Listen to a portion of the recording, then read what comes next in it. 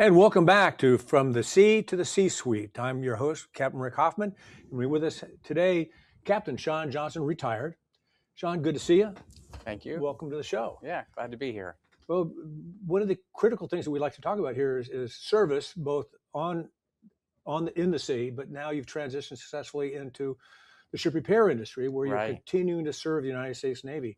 Talk to me a little bit about some of the leadership skills that you brought with you that were beneficial, and some of the things you had to relearn as you moved from uniform to non-uniform service. Yeah, thanks, Rick. So, one of the key elements, and if you all don't know, so Rick Hoffman offers to all retiring Navy captains to come sit on his couch and basically talk through what the transition could be, will be, and everyone's journey is certainly unique. And I, not purposefully, it was just the timing of it. I did not make time for Rick, but I did listen to what he had to say, for sure, in their retirement part of it. So jumping into the Navy leadership parts, like we're as surface warfare officers, we don't realize how blessed we are with the different levels of leadership curriculums that we go through in Newport. And I think that we take it for granted, but all of those lessons that we scoop up specifically in Sea Commands and then go relearn things in Newport, that a lot of the civilian community just doesn't get that. Yeah.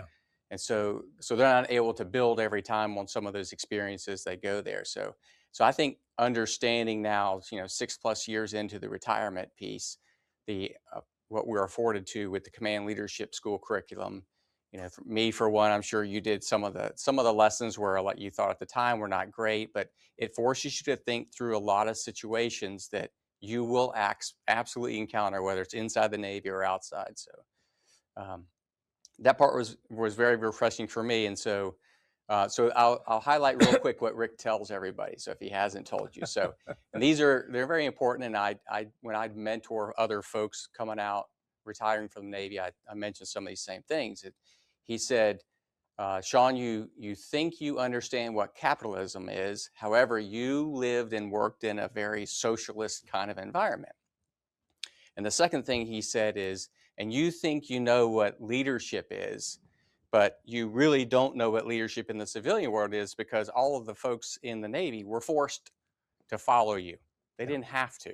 And in the civilian world, they can absolutely vote with their feet and not choose to not follow you. So those were good lessons. And I have to admit, I thought Rick was a little off base at the time that he said those to me. But I shared with him a couple of weeks ago that, I've since learned that he was absolutely on point with understanding and thinking through some of those concepts, because it does make a difference. Well, when you talk about all the leadership training that we get in Newport, Rhode Island, and we're told, you're because you're in the military, you are a leader. And that's not universally true. And I discovered that after I left the umbrella of the Uniform Code of Military Justice and started to assess, why do I think I'm a leader? Right. Okay. Because I worked for a lot of people that I knew weren't leaders, although they thought they were. Right. And so what made me think I was a leader? And so, and then having to actually convince people to do things they don't necessarily want to do outside of the environment of the Uniform Code of Military Justice, where I can compel people to do things they don't want to do. That part was a big education for me. So all I did was took 5 years of training that I did and gave it to you in one sentence. So, and I appreciate that. That's right. Well, now, Fink and Terry, you continue to serve and support the United States Navy. Talk a little bit about your current role. So current role, I am the Vice President of Government Relations and Corporate Growth. I think it's going to be C-suite. C-suite, yeah. So what does that really mean? So really, I'm the number 2 at the higher level organization, Fink and Terry Marine Systems North America. And so I fill the gaps in where the CEO, who's got a lot of great commercial background from his time working for other companies and then for himself. And so I fill in a lot of the gaps with the government customer, whether it be the Navy, whether it be the Coast Guard, the Marine Corps, you name it, government customer, and trying to translate what should be some simple processes into what you and I both know can be very bureaucratic, and you have to find the right time to insert hey, here's the solution, make it their idea, and then they'll run with it. So that's the role that I feel right now. And then in the growth part of it is very fascinating to me. So people will usually ask me, are you doing business development?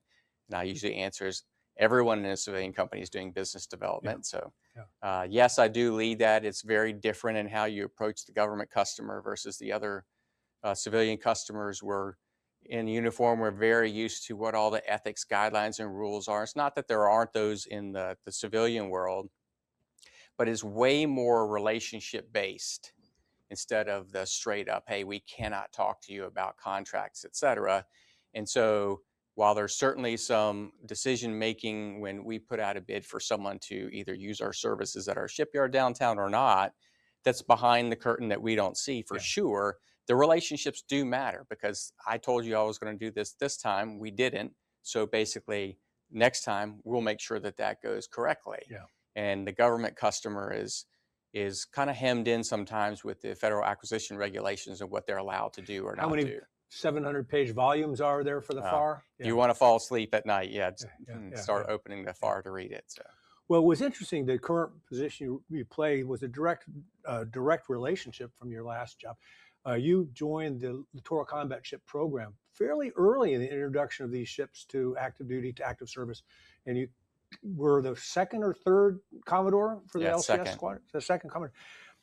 So I looking over the lifeline at that, I have got a great deal of respect for what you did, because you're basically bringing to life an entire organization while bringing new ship class, right? Figuring out how we're going to use them in the real world, and understanding the limitations and capabilities that they bring to the table. So that was that part of your career must have been challenging and very rewarding. Yeah, so I'll share a quick little story with you of the call, right, to go be part of the Littoral Combat Ship Program. So I had a mentor, some of you may know him, Ryan Tillotson, who was my detail at the time, and he was one of the commanding officers I had when I was XO on USS the Sullivans. And so I asked him when I got the slate to be with the Littoral Combat Ship in command of one, and it wasn't on I didn't put it on my dream sheet. And so I called him asking for advice, and he said, well, you know, ducks pick ducks in the Navy world, so you'd be taking a chance there. However, if you want to differentiate yourself from every other SWO Navy captain that's retiring, having something different might not be a bad thing. Yeah. And so I thought about it, and I actually called up a buddy of mine who is the detailer and said, hey, I really want to get back to Mayport. This whole Littoral Combat Ship thing in San Diego wasn't exactly on our dream sheet. I said, but I don't want to be that guy. I don't want to be the guy that complains. I want to go do what the company wants me to do. And he basically said, well, if there are other opportunities in Mayport for destroyers, which everybody wants, I'll let you know. But you know, we ended up deciding to go that route. And then it certainly did open different doors and opportunities. And as a direct result, it happened as Commodore of Littoral Combat Ship Squadron 2 here in Jacksonville. I interfaced a lot with the program office, and then certainly Fincantieri Marinette Marine up in Wisconsin, who build the ships. So the right. ships that you were introducing were built by Fincantieri, but yeah. you're not really in that part of Fincantieri. Not you're now, in a completely unrelated part. Correct. Same name, right? Completely different role, completely different mission. Yeah. So, yeah. Yeah. So, and then people will ask, well, how did you land the job? And so, you know, sailors do sailor things, even in, you know, building shipyards. Yeah, you got to be careful how you say that. Sailors doing sailor things, not always a good thing. And in this case, Rick, it was not a good thing. So I actually had, I was planning a trip up there because we were certifying a crew to get underway, and we had like basically 3 Liberty incidents happen in the span of a week and a half. Oh, yeah. So I wanted to go up and talk to the CEO up there to let her know, hey, here are the things that we're putting in place. We're going to get some more NWR programs, so it's not just sailors boozing on the way out of the shipyard. Give them some other things to get them invested in that process. And so what I thought was just going to be a mea culpa turned into about an hour-and-a-half job interview. So of how to set up ship repair operations in Jacksonville. Yeah. So yeah, that's how I ended up where I am. You took the old Jacksonville Ship Repair, and you're on that same site off of over by the stadium now. Yep, off of Adams Street. That's right. Adams Street, and so you guys have modernized it and bring it up to code and doing some really good work out there. Mostly Navy, but some commercial as well. Yeah, so mostly in that yard right now is commercial. We do have the ability to flex to military, specifically Navy work. We've done military Sea Lift Command, and then we're postured to do also Coast Guard work there. So some really exciting news for us is that we're actually bringing a newer 5 1,000-ton dry dock to replace the aging one that we have now, which is going to open up the market downtown to a lot of different customers. So that'll be good. Commercial, but it also could be Yeah. government stuff as well. So when you're going to Jaguar games and you look off to your right, you'd be able to see maybe a warship in the dock. That's right. That'll be a That's lot of fun. Well, Shawn, good to see you. Thanks for coming to visit us today, and continue to serve. And so I appreciate it. Hi, my guest Shawn Johnston, and this is your host, Captain Rick Hoffman, signing out. Have a good day.